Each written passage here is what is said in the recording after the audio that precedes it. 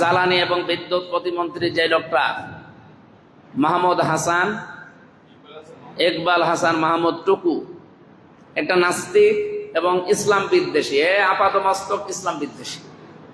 আপনি যদি বলেন উনি জামাত ইসলামী বিদ্বেষী, চরমনাই পীরের বিদ্বেষী, না, উনি ইসলাম বিদ্বেষী। ওনার বক্তব্য কালকে দেখেছি, এই দেশে ধর্ম প্রতিষ্ঠা করার জন্য নাকি মুক্তিযুদ্ধ হয়নি। মুক্তিযুদ্ধ হয়েছে কেন আপনি বলেন তো?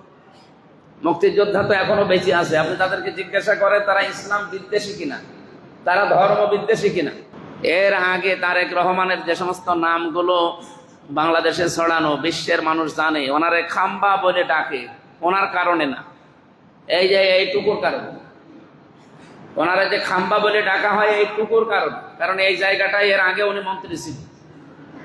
উনি এই সমস্ত জায়গাগুলোতে দায়িত্ব পেলে কি হাহাকার লাগে। আপনি এখন এই যে মজমপুরে তেল পাম্পে যান, বিআরবি কে বলেন তেল পাম্পে যান, মন্ডল ফিলিং স্টেশনে যান, কি অবস্থা দেখেন তো, কি হাহাকার চলছে।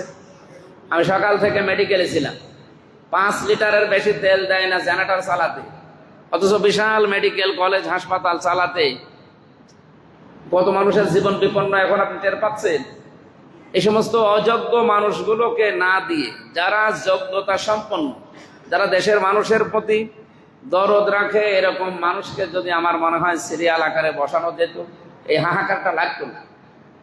এর আগেই তো সে পরীক্ষিত ছিল, পরীক্ষা দিয়ে অন্তত পরীক্ষায় ফেল করেছে, যার কারণে খাম্বা তারেক পর্যন্ত নাম হয়ে গেছে।